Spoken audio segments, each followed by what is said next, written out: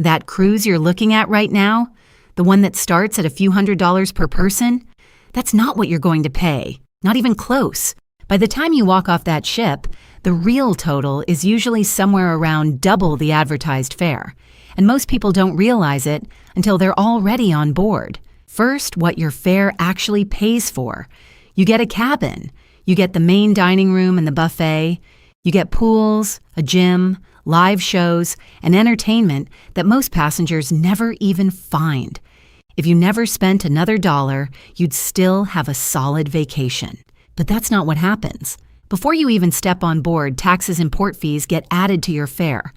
Every single cruise has them. They vary by itinerary, but they always push that original number higher. Think of it this way. The advertised fare is the trailer. Taxes and fees are the actual movie. Now here's one that catches almost every first-time cruiser off guard. Daily gratuities.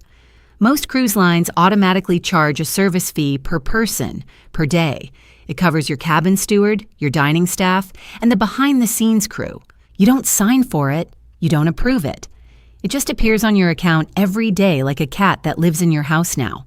Over a full week, this alone adds a noticeable chunk to your final bill. Let's talk about drinks. Basic coffee, tea, and water are usually available, but anything beyond that, sodas, cocktails, that frozen thing with the little umbrella, those are extra. This is where the great drink package debate begins. Every cruise forum on the internet has argued about this at least 4,000 times.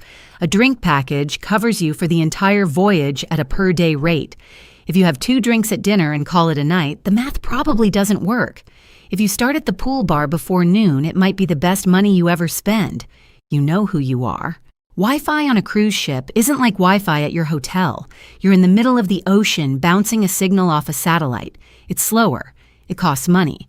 And you'll buy it anyway because apparently we can't go 3 hours without checking if someone liked our photo. Some people unplug completely on a cruise. No Wi-Fi at all.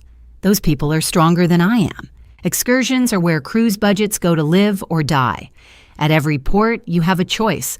Walk off the ship and explore on your own for free, or book an organized tour. Some people do a mix.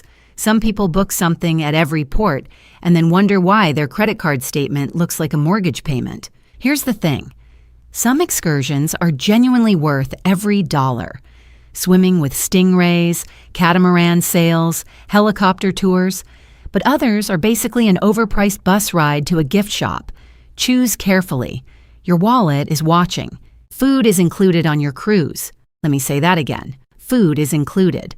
But then you walk past the steakhouse, and the sushi place, and that Italian restaurant with the fancy lighting that makes everyone look 10 years younger. These specialty restaurants come with a surcharge, and they know exactly what they're doing.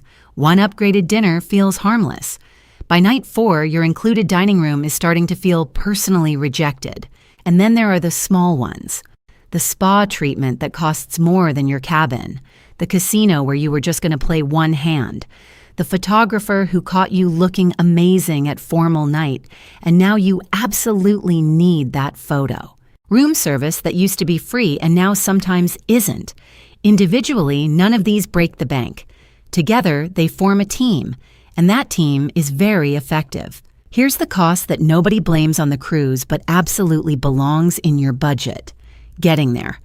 Flights to the port city. Parking if you drive. A hotel the night before if you're smart. And you should be smart about this one.